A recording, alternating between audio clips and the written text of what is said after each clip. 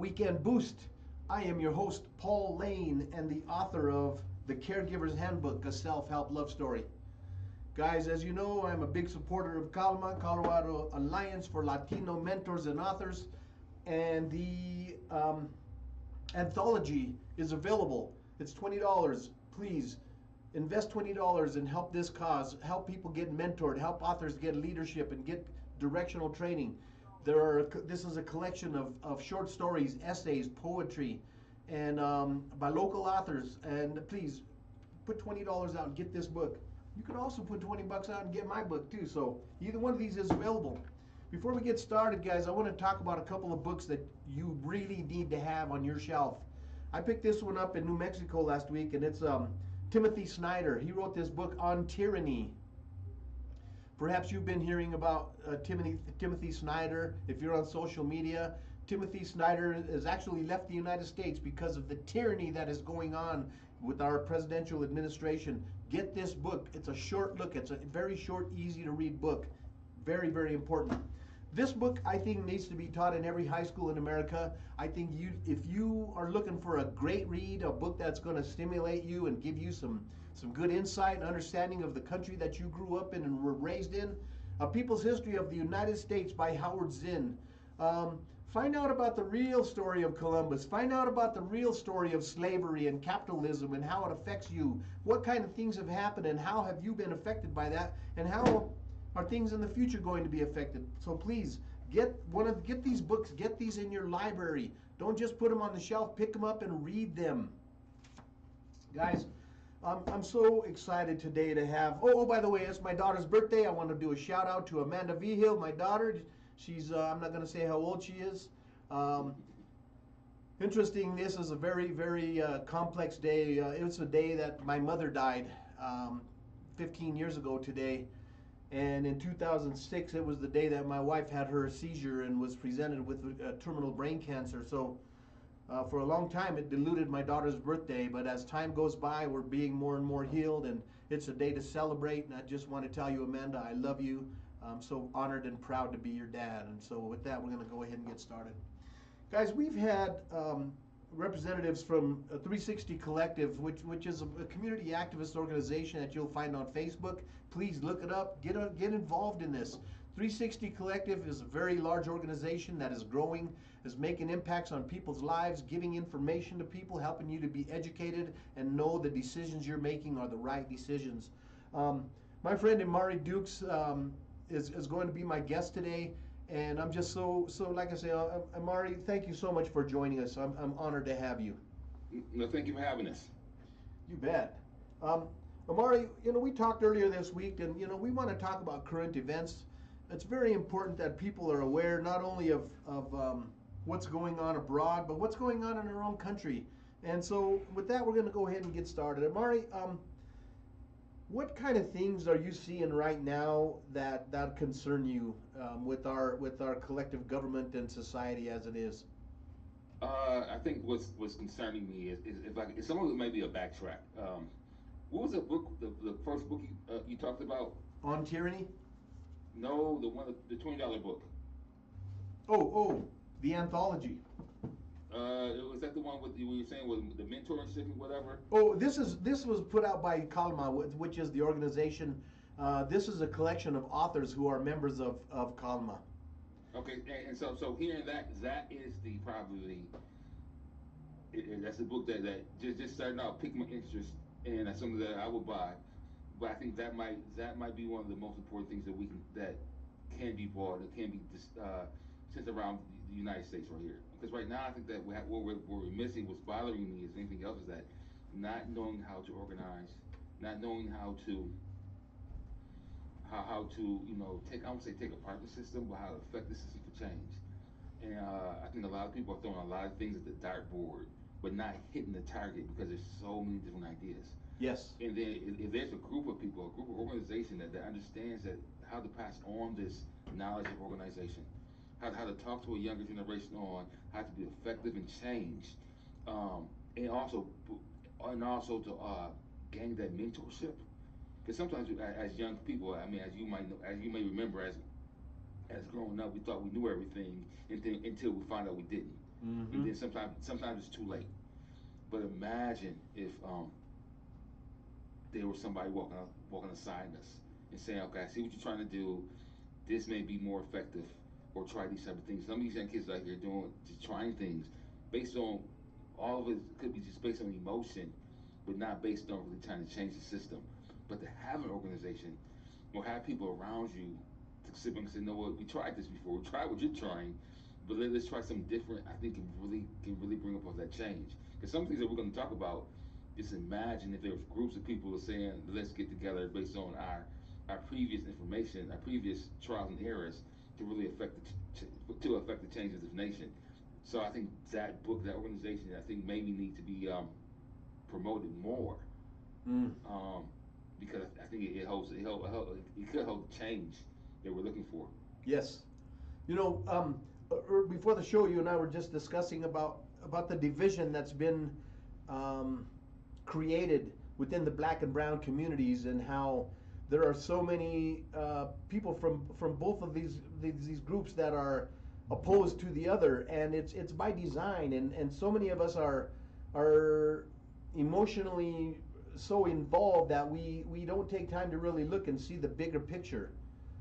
This Yes. morning I was listening to a TikTok video by Elijah Muhammad, and he was talking about the unity that can be had in this country, and how we can't see it because we're blinded by that historical impact that's been propagandized into us. I don't know if I'm rambling or if that makes sense. No, I totally agree, because what it is that totally feel the same way.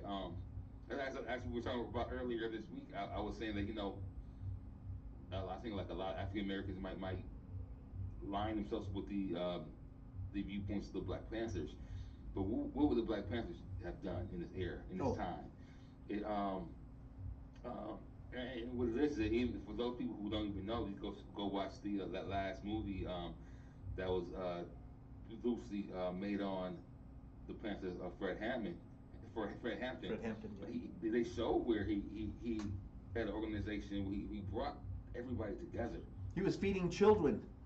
Yes, but at the same time, but he brought the black and brown. He brought he brought white people together. And that was a threat. To fight the country. And so what happens is that America understands that let's create this division so that it loosens the power that they may have. Mm-hmm. And so, but not realizing that what's going on now is affecting all of us in a negative way. Seeing people just grabbed off the streets for no reason is terrifying. Man, oh man. It can happen to anybody for anything. So this is a very deep topic I want to talk about is due process. You know, in America we have this thing called due process, which means that you have a right to an attorney. You have a right to remain silent. You have certain rights. Even if you're not an American citizen, these are right about inalienable rights. That these are rights that any citizen of any country should have rightfully, and they are stripping them away from us. And so due process is very, very much at stake right now, and it's a big concern. And see what happens is that is going away, that they've taken away from a marginalized group that people saying, well, they've already done it. It's always the same playbook, as in, if we dehumanize a group, everything that we're going to do to them is legitimate. It makes they already call this group criminals, rapists. They call them all the nasty names. So anything that happened to them is justified. And American people have went along with that because there's no protest on that, right? That's fine. Mm. But now there's overreach. The overreach is that they just pick up anybody. Anyway. And but now it's too late, because you have already agreed to these things. These things are okay. Mm-hmm. These things are okay. I mean, these things are. I mean, so now that the overreach is there, and we allow these things to happen. Now we're trying to pull it back in the bag. Due process is a humongous thing, especially for Americans. Now they're saying today it doesn't even matter anymore. Mm-hmm. Look at this in this book. Do not obey in advance. That's exactly what our lawmakers are doing. That's what citizens are doing. We're obeying in advance. We cannot. It's not acceptable. We have to stand up and fight fervently against this. Tyranny. The fear. The thing is, so this is what something where we have to. Teacher always said, everybody has a role to play, and for those of us that have more than the other, sometimes we have to invest some of those things that we can. They're running this thing off of fear. There's brown people that won't even can't even go to work. Mm. Fearful to go to work. Yes. I have my son's mother.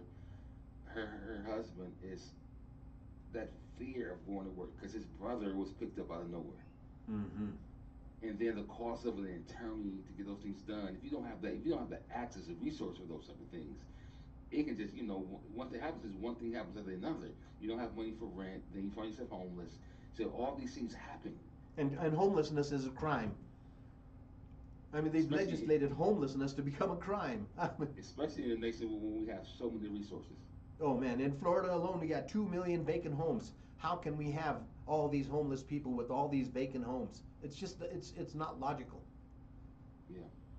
But the thing is that for the black and brown, there's so much we have in common. Some like for my son's mother, as an African American woman married to a Hispanic male, we're connected. Absolutely. We're connected. We're connected. So then I worry about them and how can I help him? Even though that's her husband, but I still worry about for his health. Yes. Because what happens is that so that level of community is there, and this nation has just told us that it doesn't matter. I mean, you've seen the people that's being picked up off the streets in lack of their due process. I mean, these people are not willing to show warrants. They're not willing to show their faces. Yep. They don't show a badge. They're in unmarked cars. This is tyranny at its core. Not only that, now he's commissioning military soldiers to arrest people. Now this is dating back to the Magna Carta. This is posse comitatus. There's a law that says you cannot commission military individuals to subject civilians. They have no authority. And here we are. Here we are. And there's no pushback. There's no pushback. That's exactly. Do not obey in advance.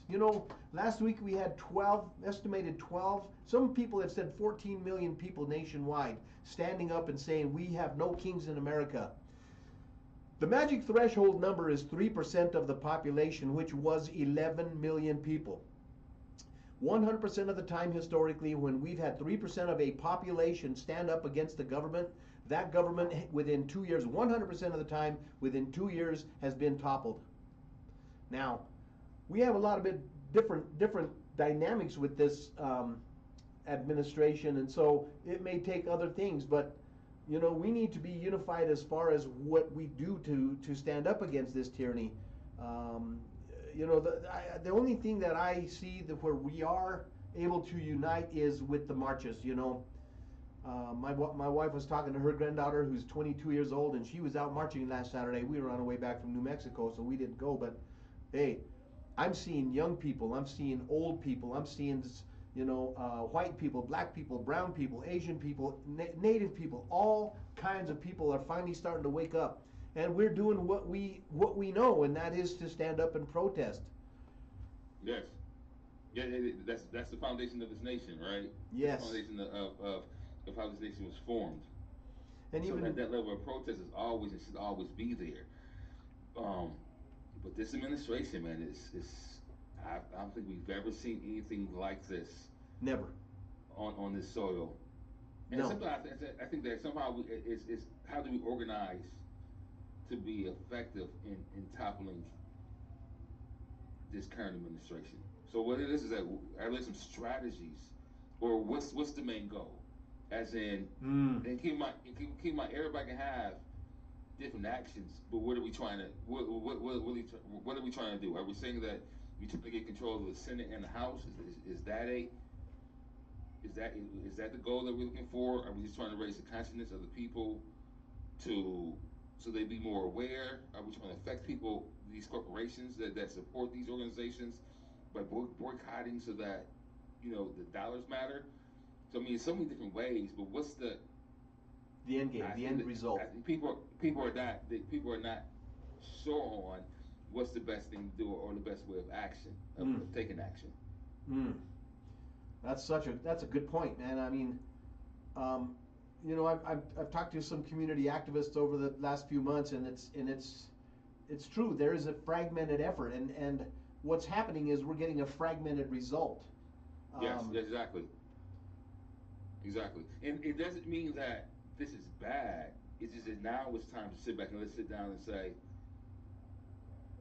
let's bring some of these things together. And that's what I'm saying earlier, how it could be very important that that organization can lead us in the right way of saying, let's do it this way. yes. What happens is that you have things fragmented and you just find yourself chipping at something, chipping away at something. And but if everything is if we do things together, and like I said, and all these things can work together, as in you have economical, supporting, as in trying, I'm not spending my dollars on people who don't look like me, who don't believe in me. I'm supporting a political candidate, or I'm marching to bring awareness to whatever. All those things together, Mm. working together, can be effective. What happens is that they're not working together at the same for the same cause. Exactly.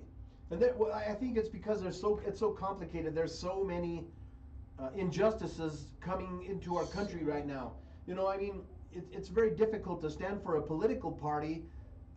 This is my perspective, but when I see 80% of politicians that are completely emboldened or completely obligated to one country, and it's not America. And you ask them, is it Israel or America? And they won't answer the question. I'm troubled by this. I'm troubled to see IDF soldiers training American police officers in Cop City. What are they training them? And what's the objective? Why are they having these genocidal, murdering, unethical police coming and training our cops? What is their objective? And I'm sorry, I'm getting off track, but we have so many complexities. We have so many um, powers that be that are not that don't have our interests at heart. But see, I think that's also by design. It is created by design. Because what happens is that if we would have had this conversation 2 weeks ago, it would have been on his economical plan and how disruptive that is. Now it's on. Now a few days ago could have been on protests. Now it's on Israel. These are major things that nothing is solved, but so many things are being thrown at you Man. to keep you off guard, keep you off. You know what I'm saying? So that nothing's being solved. No. People are Nothing being exhausted. solved. Yes. Yes. Keep on, and we're only like 4 or 5 months into this. Yes. And And the other part about this is, like I think we were saying before we got on, making sure that we get a good source of information. mm, All right, so our news media in America is making money off this level of division. They love that president that Trump's in office because no matter what side it is, because people watch the news more now, mm-hmm. right? Because it's so much action going on. Yes. And so, of course, they're gonna put their own spin on things to get people riled up and create more division because there's more money for them. But it's not news; it's just opinions. It's all biased. It's very biased, and it's almost like they've very carefully chosen their words so that they can create or make an effect that they desire. Whether it's division, whether it's our intention to support or not support one cause or another. And so we have to be very, very studious or very careful on what we hear. And when we listen to it, we need to dissect those words and understand that someone had a motive of one kind or another for the outcome. Mm-hmm. Yeah, exactly. Because I was watching something else a few days ago. It's like, why nobody ever asked the question? You could tell this person is lying, but why won't the news, especially the main news, why don't you call them out on these lies? Yes, and they don't. And well, when they do, they get publicly ostracized. They get called stupid, and he tells them, "How dare you?" Even his little manipulator. I'm sorry, I don't mean to call names, but his manipulator, press secretary, she is exactly a puppet and doing exactly what he wants her to do, saying exactly what he wants her to say. And we all know that she's lying. We know that there are untruths being told, and and it's like the bias that we're hearing from the House, the uh, press secretary, um, is detrimental to our objectives or to our safety or to our being. Yeah. Well, see, I think that there is a way to counter. So, like the Cruz and Tucker Carlson interview. Oh yeah, let's talk about that. So then, in that is, I think in an interview he proven. I mean, I think that you have to know how to bait people into certain answers, Mm. and you know what I'm saying, and catch him in a gotcha moment. I think Tucker Carlson did that quite often in that interview. Yes, he did. On his viewpoints on Israel. I think he really got your moments there, right? But the problem is that Terry Carlson is also the problem too. Mm. So so because I mean, there's a foundation of white supremacy in his approach or his ideas with things. Yes, there is. And But I think he showed people a way to hold an interview to expose holes in ideas. mm, Because I think I mean he did that. He asked those questions, but um, he asked questions he knew the answers to. Yeah, I think that when Cruz says, "So you're gonna be snarky in your response," and I think that, yeah, I mean, yeah, I think that that's what it comes down to. You have to be, this smart alecky way of responding towards people in order to get them to think or to be exposed. yes, and I think. I'm sorry. I think he effectively ended his career, Ted Cruz's career, with that interview, and that's my opinion on Great Hopes. But to hear, Great host. yeah, to hear these two privileged white males talk about this situation, I was amused, but at the same time, I was very pleased to see. Um, he just picked him apart. Carlson picked Ted Cruz apart. He let him hang himself, but with his own words, and I was Yeah. very impressed by that. And I'm not a Tucker Carlson fan. But I think that's the way. I think that level of attack would need to be had. Yes, And I think sometimes is that from the Democratic Party is like, oh, we want to be so nice and in the conversation, but I think that we gotta look at this as a debate. exactly. And so like I mean, and take it back to high school. I mean, like, you just knew people like this Eddie Haskell type. You know what I'm saying? That ran things or had the privilege or spoke with that privilege or acted with that privilege, and and the only way you can topple them is fight the fight that they're fighting. And I think Democrats still trying to fight a certain way that is not going to win. You gotta get dirty a little bit. You gotta, Love Jasmine Crockett. yes, She, AOC, Bernie Sanders. I am seeing a pushback that you never saw before. I'm seeing video after video of Jasmine Crockett standing up and saying, "Hey, when they go low, we go lower." yeah, Believe me, I totally believed and agreed with everything Michelle Obama said. When they go low, we go high. I thought, man, you know what? That's exactly how we got to go. But you cannot play clean when you have a dirty fighter. yeah. You're right. They're not like there's no intention of there's no honesty. No. There's no. So this is where the same thing with them like you had like the taco Yes. agreements or whatever. He's saying one thing and then doing something totally different, or giving the 2 week. Oh man. The 2 week, I got 2 weeks and think about it. What is it? He's going to do whatever's going to be in best interest. 2 weeks. Or whatever's going to make him look better. Yep. That's going to be the decision. That's going to be anything. Anything. It could be anything. But when you're fighting with somebody like that, or you got to call them to the carpet. Yep.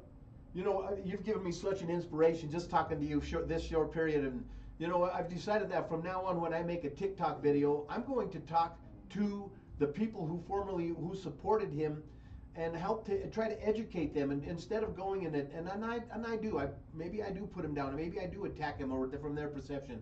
But what I think I want to start doing is trying to educate them and trying to say, hey, let me just give you my perspective on what I see. This is what I've observed. You know, remember when the pandemic hit and he said 2 weeks it's going to be gone? Yeah. And then these are his words. These were his words. It seemed like his mouth. Yes. Yeah, you're right, exactly. And later, we find out 1 million Americans have died of the pandemic. 2 weeks came and went, and the pandemic only got stronger. There's been Jimmy Kimmel did a thing about 2 weeks, and there's so many examples. He said 2 weeks, 2 weeks this, 2 weeks that. 2 weeks I'm going to have a great economic plan for you. 2 weeks I'm going to have a health plan for you. 2 weeks the pandemic's going to be over. And guess what?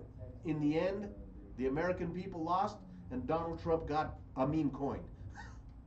Yeah. Right. Which, by the way, is a classic pump and dump, and that's another topic. But right. With nobody addressing, let all these things go by. And really, the thing is, like, you got. So I really got to take all this to high school. This is very childish in how we handle things. He's a bully. Yes. And with minions around him. And so I think that we have to understand that, go back into how it was in high school, and we got to, take care of this bully, one by one. This call, if he says, yeah, we're gonna do this in 2 months, and it doesn't happen. Okay, you have an issue with lying. Yes. And then call his friends to the conference. Say, are you hanging around with a liar? That's fine if you do, but are you saying this? Do you align yourself, your values with this? Right. Is this really speaking? This is a direct reflection on you as his right. supporter. Didn't this man talk about your wife bad? I mean, yes. Yes. So tell me what happened in your household. What did your wife say about this? Mm-hmm. I mean, it has to be like those type of questions, to the point where they didn't expose their true identity on some of these ideas. Mm-hmm. I think there's a guy who's running. What's the guy running in Florida? Governor, the black guy. I don't know. I don't know. He does a good job. He has had media training. He's great at the rebuttals. He's great at controlling the narrative. Exactly. And I think Democrats are proven to be too long-winded and trying to really get too many gotcha moments. You know what I'm saying? I got you on this, but they're all there. Just find out.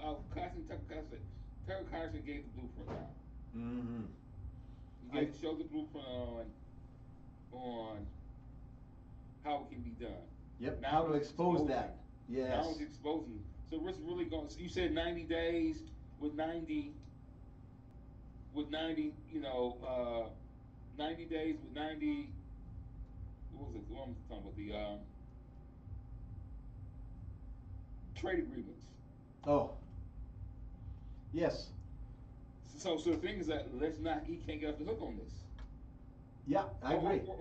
Or like when he says, "Oh, I saw gas. I heard people tell me that there's gas that was 189." Well, Mr. President, who told you this? Because the thing is always, I was told. Well, can somebody tell me who told you? Yep. Who's informing you of these things? Yep. No one ever pushed back on him when he said they're eating the dogs. No one, a couple of days ago when he said Tulsi Gabbard's wrong, and the intelligence committees all said it. There is no nuclear capability in Iran. Tulsi Gabbard's a liar. In 2016, 16 intelligence agencies says Russia rigged the election, that they interfered in our election. And what did Donald Trump say? They're all lying. And what did the people say? He must be telling the truth. There's no pushback. No pushback. But then I think this is also where we have to educate on exposing some of the lies or the inconsistencies, right? First. The other part about that is giving that base a way out to align themselves with something different. Exactly. So what happens is that if I planted my flag so deep in the ground, I'm not changing. You know what I'm saying? No matter what happens, I expose myself. Yes. And I expose myself. I done put the Trump flag in, not just the big, the small lawn sign, but I got a big one. yeah, yeah, I got a massive flagpole. I got a massive flag, and I done argue. So now, how can I, you know what I'm saying? How can I admit to myself that I was wrong? Yes, and one of the things about human pride is that it's very hard for us to say we made a mistake. It's very difficult for us, especially when we have entrenched ourselves so deeply over the last 8 years, and we've defended every indiscretion and we can't see it. But instead of someone coming up and saying, "Man, you're a dumbass," maybe we should say, "Hey, have you considered?" Have you considered? Good. I like that. I like. Because I think this is where we can that level of communication is needed. Have you considered? Or 'cause at the same time, I think it goes both ways. I think if we both open up to the the communication door, as in let me try to figure out why they voted this way, and let me hopefully they can understand why I totally agree. I disagree because this is totally different from any other election. You Exactly. know what I'm saying? So long. But then at the same time, this country is so divided. But let's try to get some of the foundation of why. And some of this, I mean, I think his first presidency, it tried to make it seem like it was poor white people who just totally, agree with them, and that was the foundation of his base. Mm. But this election, like, it just totally came from everybody. Yes. And so what's happened in the past is there was no common ground. There was this side and there was this side. There was no middle ground. But now, more and more people, and I'm having a lot of evidence of this, more and more people are standing up and saying, "Wait a minute, I voted for him because this was my objective and this is what I thought he was going to do, but he's done the exact opposite." So now, more and more people are becoming aware or becoming alerted to the fact that he does not support any American, anybody who's not a billionaire. You know, um, his objectives and his intentions are solely for one group of people, and we know who that group of people is. You know, Now the thing. So then I'm thinking, as if I'm just thinking of my neighbors or whatever. I'm trying to, because the thing is, there's nothing.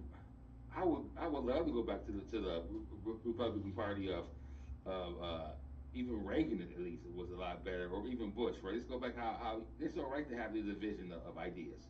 I think that's a great part of a democracy, having different ideas and working together.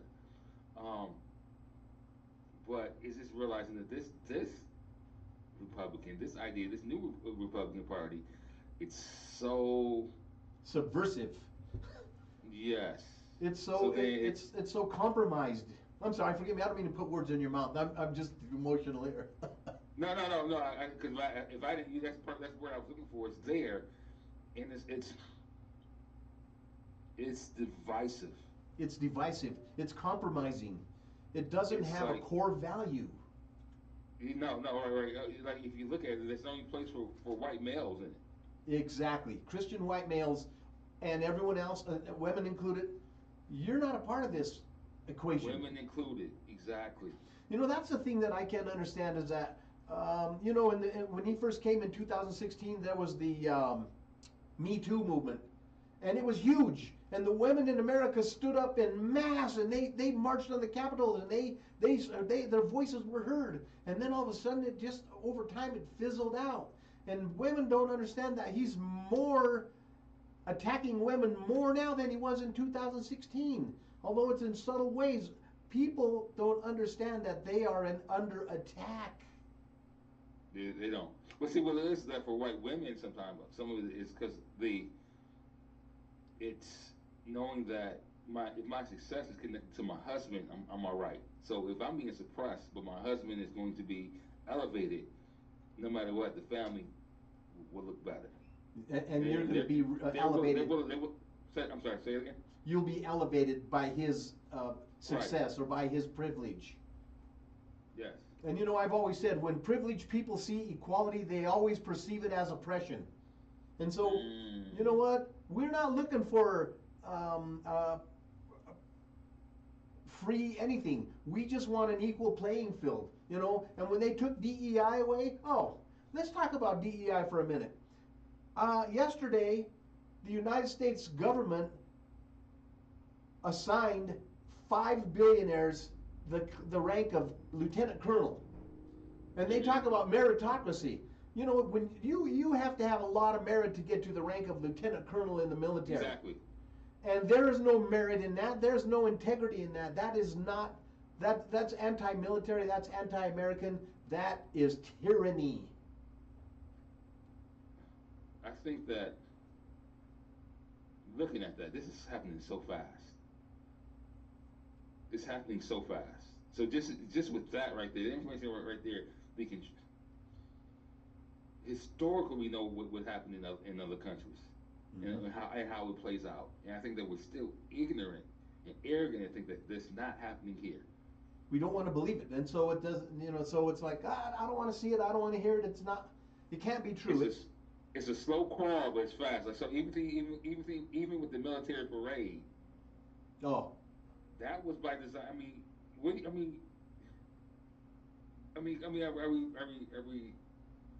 we don't see it or what the purpose of all that is? You control the military, then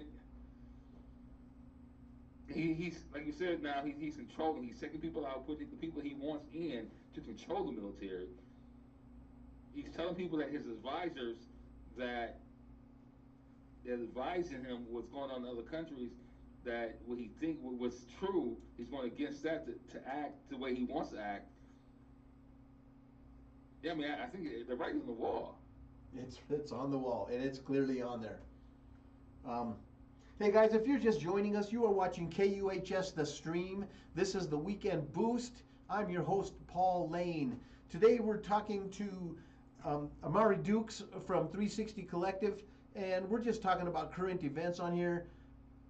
I'm sure that a lot of you have opinions and voices, you know, and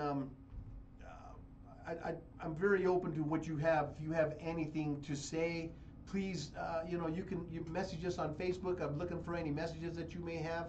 But guys, we are at a critical time. We're at a juncture in history where I don't want to be on the wrong side of history. I don't want to look back on this and say, man, I supported the wrong causes. I stood for all the wrong things, you know. And as a military veteran, I made a vow. I said I will defend the U.S. Constitution, not a president, not a representative, not a human being. I will represent and defend the Constitution against all enemies, foreign and domestic. That is a statement there that if people would really take a look at that and listen to that, absorb, digest, chew on these words, all enemies, foreign and domestic, and then look at all of the actions that have been taken by the current administration, all of the unethical appointments, all of the crime, all of the subversive acts. I mean, anyone with any logic or any common sense at all can see that there's a corrupt regime in place. Yes, indeed. Now, Paul, I know that you guys have been doing a lot of attending a lot of the marches. Let's what's some of the solutions you may think that some of the listeners can start doing to make some changes?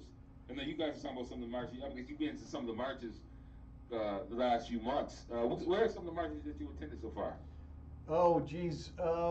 We've attended. There was another one that was a No Kings, kind of a No Kings act. There was one against, we marched, most of the time we've been marching against immigration. We've been marching against ICE. You know, some of my most favorite human beings in the world have been from Mexico. You know, my friend Franco Arguello was from Venezuela, from Veracruz. My friend Beto Terrazas, who just passed away, who was a legal citizen, was from Mexico. And some of my closest friends and my brothers and sisters in the world have been from other countries, and I don't believe that anyone should be, you know, excluded. So I believe that I want to educate as many people as I can. I want to get more people on the same page. I want to get people to do critical thinking, whether they go on the internet, whether AI is becoming more and more a part of our lives.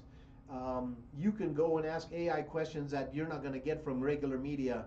Um, Whether it's a question about unethical behaviors or whether it's the mental state of the POTUS, of the man who calls himself the President of the United States, that information is more and more readily available. So I think what I believe that we need to promote is more critical thinking, more action with people. I boycott. I don't go to any chain restaurants. I don't, my wife and I buy all of our clothes secondhand. I haven't bought a new phone since 2023. I don't intend to buy a new phone. My S22 is almost 4 or 5 years old now. I am voting with my dollars. Um, you know what? When George Floyd was killed, I was there. I was standing up marching, and people think that there was no Chicano, Latino people there. We were there. We were in big numbers, and I can't speak for the ones that were not. But you know what? All injustice needs to be made evident. We need to have people open their eyes to see that, hey, they're treating all these people wrong.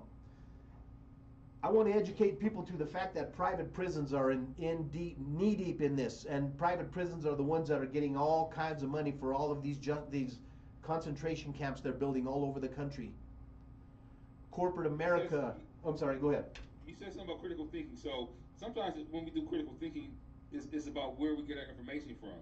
Oh. So where's a good place where you think that maybe any of our listeners can sit back and where's a good place to start getting some of our information from? Because if you look at if you go on the news, whatever, it's just people arguing for ratings versus doing the job of educating.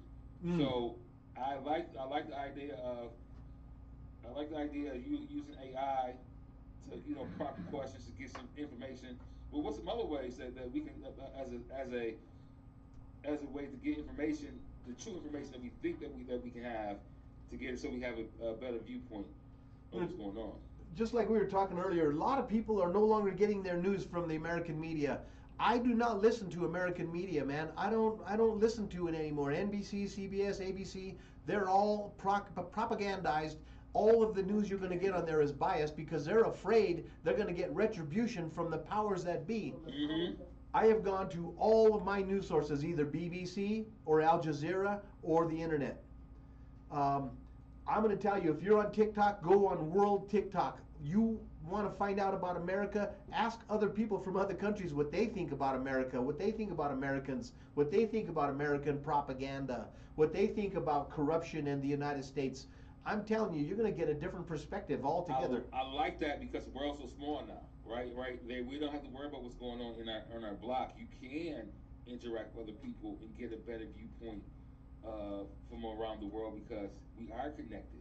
Yes. You also can find those people that support you also by connecting to this internet. Because sometimes we use these tools just to play games. But this also now is a way in which we can organize. Yes. And sometimes, like whether it's two people, whether nobody in your community believes in you, but maybe there's somebody 200 miles away from you that believes in your cause, and that's the fire that you need to keep going. Yes. But you won't. But until you can get out there and to maybe ask that question, or maybe it's the person just saying, "Let me get out there to put out my viewpoint." Mm-hmm. Until you do that, you'd be surprised what type of community that you can create. Yes. But sometimes you do.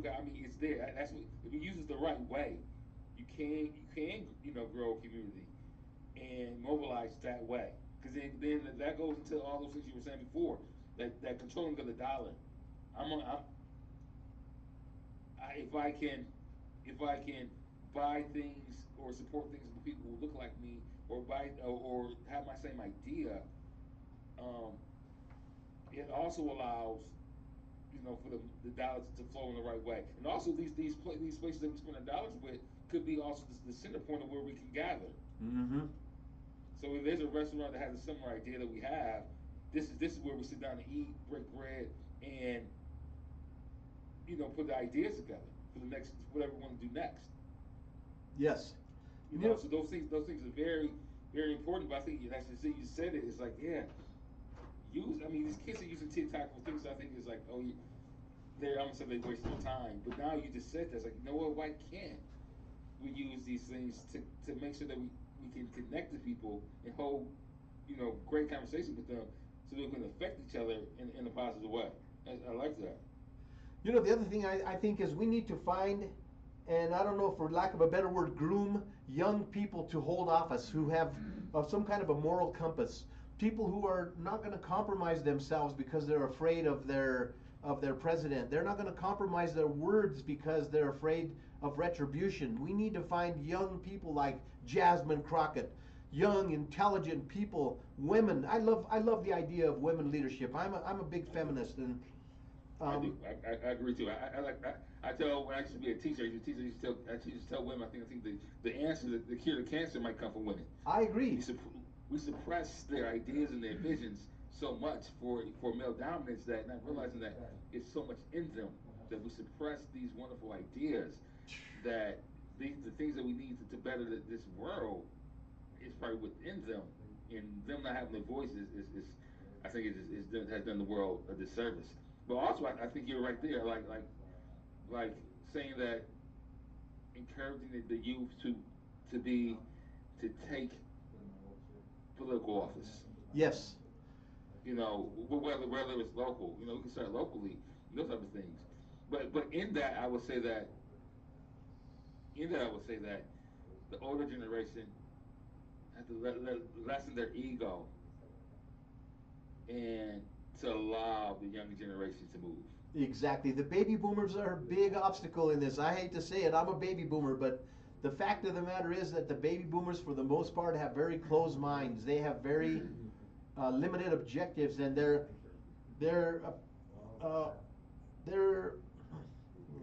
on my mouth here. Their perspective is limited to their own experience, like everyone. But when we start educating, we start opening people's eyes through books like this. When we start reading the new Jim Crow, when we start understanding what Jim Crow was, Jim Crow is not a person, it's a pejorative term that was used. And the Jim Crow era has not gone away, it's only modified itself. And when we start standing up and saying, I won't stand for any injustice toward people of color, toward whether they're black, whether they're Native American, whether they're Latino, Chicano, whether they're women. When we start saying, I will not stand for injustice, and we stand as one, we're going to start seeing a change. Yeah, I agree. I totally agree. I like that, like the educational piece. Because sometimes what happens is that we find ourselves trying to go against the power that be, but we're not equipped or educated into debating the topic. Exactly. And sometimes it's like, before we speak, let's make sure that we're ready for that level of debate. As in, I know we spoke earlier about that Tucker Carlson interview with Ted Cruz. Mm-hmm. I think Ted Cruz did not know who he was going up against. Oh yeah. He was ill prepared. But Tucker was ready to. I mean, he came in there realizing that I'm going to dismantle this man. And I think sometimes is that we find ourselves also so many times in a Ted Cruz position. Even though we may feel like we know what we want, or even though we feel like that we're justified in our demands, but we're not prepared to go against the Goliath. We do find ourselves being slayed. Mm. And so some part about that is that maybe it is pulling back the fight to make sure that we're ready we're ready for the fight. I've always told people, like, I mean, there's ways to, if I know that somebody's going to say something, having that rebuttal, because this the world we're living in is real quick. If I know the rebuttal is this, I need to have that rebuttal ready. Mm-hmm. And sometimes we're not educated on the rebuttals. Oh yeah. And so classes need to be had on. If I believe this, these are my points. These are my points. Yes. These are my responses. Wow. And so then, if you know what you truly believe in, when you have somebody like Tucker Carlson coming at you, you're not going to waver in your belief. Yes. Yes. But when we're not ready, we can find ourselves wavering. We find ourselves hesitating. Yeah, maybe you're right. Yo, and so then you second guessing yourself. Mm-hmm. And then next thing you know, you can find yourself saying, "Oh, well, well, I'm in the middle." You know what I'm saying? And that's all that matters. But I don't know really what I think or believe because now you've been exposed because you haven't did the homework on what you truly believe. I think Exactly. that's the point of we got to make sure that I think I think that in the end, using TikTok videos um, could be a wonderful way of 30 seconds, whatever. This is what this is. This should be your viewpoint. Mm-hmm. Um, Consider this. consider this. When Yeah. somebody says this, because like there's these people who I follow all the time, and they have little TikTok videos. When you get stopped by the cops, say nothing, Mm-hmm. or they give little hints or little educational points on what to do when these things happen. Yeah. One guy said, well, turn off the face recognition and turn off the fingerprint recognition because if they can get in, legally, but say that it was legally. All they gotta do is take your phone and put your face up to it. And they've invaded your privacy, and Right. and There's nothing you can say about it because it's your word against theirs. yeah, and it's because we weren't prepared. You know. Wasn't prepared. No one educated on small little things, small little details on how to not to gain the system or gain somebody, but listen, let's try to make it as fair as fight as possible. Mm-hmm. Fair fight as possible. But I know we only got a few more minutes. I got a question. What can be done with some I with these ice raids? What type of support? What different level of support can be done with that? Because right now you see them, he's like, okay, something has. It's mobilizing. Yep. It's Well, mobilizing. He's like, no, you want to do something, but what's some of the ways you think that people can really get involved in fighting back? we have to make it inconvenient for ICE. When we find out where the ICE, I don't want to call them officers, representatives, when the ICE representatives are at a hotel, we need to go to that hotel and sit in front of that hotel honking our horns all damn night. Right. I like that. When we find out that Rice is pulling raids, we need to go honk our horns. La migra, la migra. We need to holler out to people. We need to go there and stand in the way without getting arrested. We need to not slowly, we need to aggressively stand in their way. We need to say, hey. Especially for those people who have nothing, I'm gonna say nothing to lose, but those people that, so for as an African American, that's something easily I can do. Yes. And it might be easy for me to defend my citizenship to somebody else's. Mm-hmm. Right? So then, that's if I know they're there, yeah, make the alarm known. Yep. I always like to tell people my story. My grandfather was a first generation American. My great grandfather was a Mexican. They were born in the same land, on the same property. When we talk about, I didn't cross the border crossed me, my history was Mexican. I was from a town that they now call Walsenburg, Colorado. That was Plaza de Leon, Mexico. And so I educate people on that. The other thing I talk about is, I always ask people, let me ask you this, consider this. If your family was in danger, if they were going to come and take your son and force him to be in a gang or rape your daughter, would you want to stay in that country? Could you understand how desperation would force someone to walk 2,500 miles because of the oppression they're experiencing? Can you imagine that? If your family was in danger, would you do anything in your power to protect and defend them? And there's almost a sense of commonality or a sense of connection or a sense of, wow, compassion. And so, trying to educate people like that, I remember years before, back in the 90s, I used to always express that to people. I was a valuing diversity instructor, and I worked in a utility company which is notoriously racist, and I would get that question about immigrants all the time, and they call them illegals, which I never would. But I would always say, can you imagine how bad it must have been for them to have to walk all this way, to endanger their children, to starvation, to horrible things? How bad must it have been for them to want to come here? Can you imagine? And if it was you, would you do everything in your power to defend them? Of course you would. So maybe having a little compassion for these people who are just trying to survive,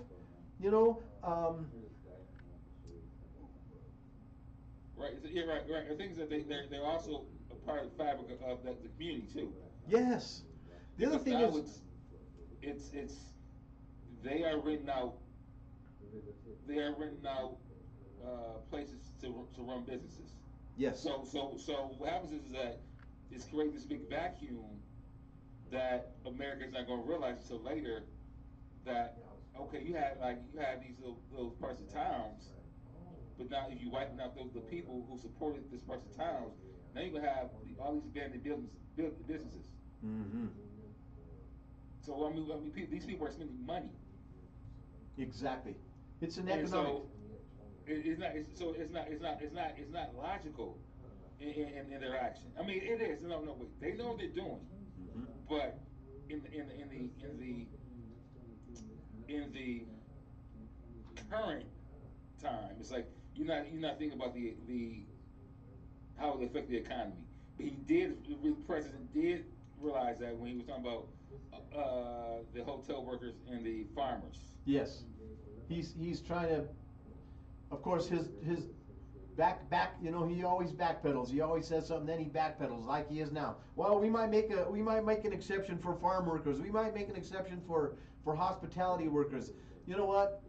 None of these people should be deported. These people are all effectively contributing to our whole society, to our whole economy. You know, the The other thing thing. is that if you have a logical reason, I get it. But you also taking away their due process. Yes. That's the issue. It's like okay, now it's like everything that this nation is founded on. Now you're saying it's not. I get okay, they shouldn't be here. Let's figure things out. You take people who are trying to do the right thing and taking them from the courthouse. Mm-hmm. Mm. You tell. And I just read something the other day where there's this interpreter who helped in the Afghanistan situation, who helped interpreting, and he was at the courthouse, and they arrested him and sent him back to Afghanistan. What's going Insane. to happen to this man when he goes back? Absolutely. That's what we don't understand. People don't understand about asylum. You know, asylum is not a crime in any country, including this one.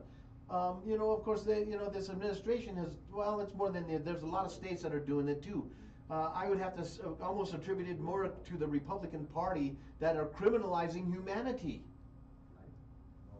Oh, hey Henry, I think we might have lost our signal here, guys. I'm sorry about that. I think my computer just went out. But guys, we've been talking to Amari Dukes, who is from 360 Collective.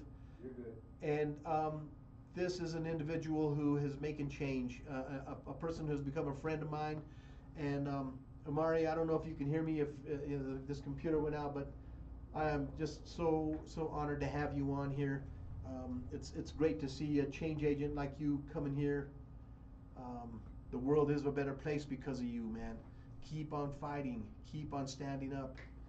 Guys, you have been watching KUHS The Stream, and this is the Weekend Boost. I am your host, Paul Lane. I always like to say, everybody's looking for a hero. And if you can't find one, be one. Amari, I just am so grateful to have you in my life as a friend, as an associate. Your wisdom is always welcome here. We definitely got to have you guys back on the show again soon. Guys, again, this has been the Weekend Boost. Stay tuned for Mr. Paul Chavez. He's going to come up and give you some entertaining music and information today. Again, I'm Paul Lane. Thank you for watching.